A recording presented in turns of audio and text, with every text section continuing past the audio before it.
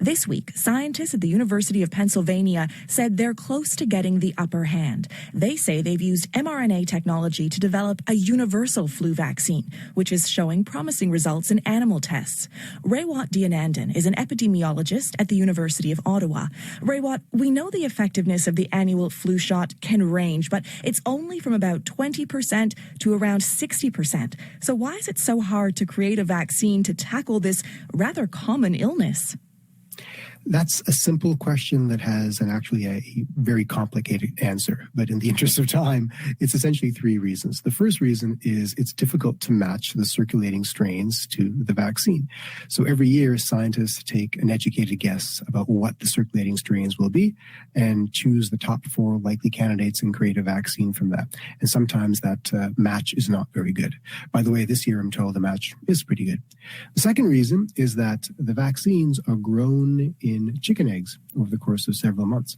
And over that process, it's possible that the virus inside the chicken egg mutates itself and ends up being not a very good match to the circulating strains. And the third reason is something called immune imprinting. And that's when we tend to remember the first time we were exposed to a virus. So the first time most people got exposed to the flu was when we were kids.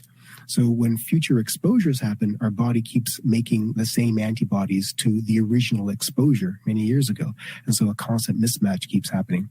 But the biggest reason is the first one, a mismatch between the circulating strains and the current vaccine.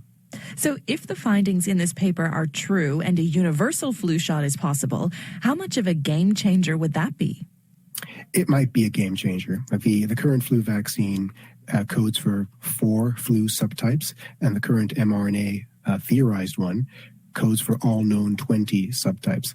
So for seasonal flu, the match would likely be greater than the 60% maximum match we currently see.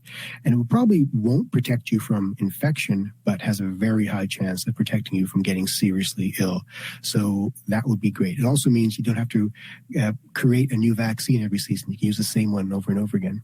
So how essential could a tool like that be in stopping the next flu pandemic?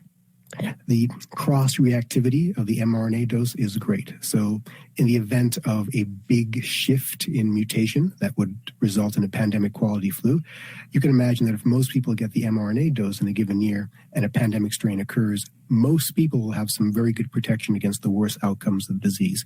And again, it won't necessarily prevent infection, but it will prevent the worst outcomes. So this would prevent the declaration of pandemic, probably. All you have to do is deploy sufficient numbers of this new vaccine in the place where the flu is first detected and nip it in the bud. We're familiar now with hearing about the mRNA technology, of course, from the COVID vaccines. But if a universal flu shot proves to be effective using that mRNA technology, could that open the door for that technology to be used in fighting other difficult viruses? We have to remember that this technology was not invented for COVID. It was actually being developed for HIV and cancers, and scientists just pivoted to focus on COVID when the emergency took place. So absolutely, we can target HIV, as I noted, malaria, tuberculosis, herpes, C. difficile, bubonic plague, but even cancers, right? So you can imagine we're entering a new era of immunotherapy where you train your immune system to tackle non-infectious aspects of human physiology. So imagine training your body to eliminate cancerous cells or even the beta amyloid plaques that cause Alzheimer's.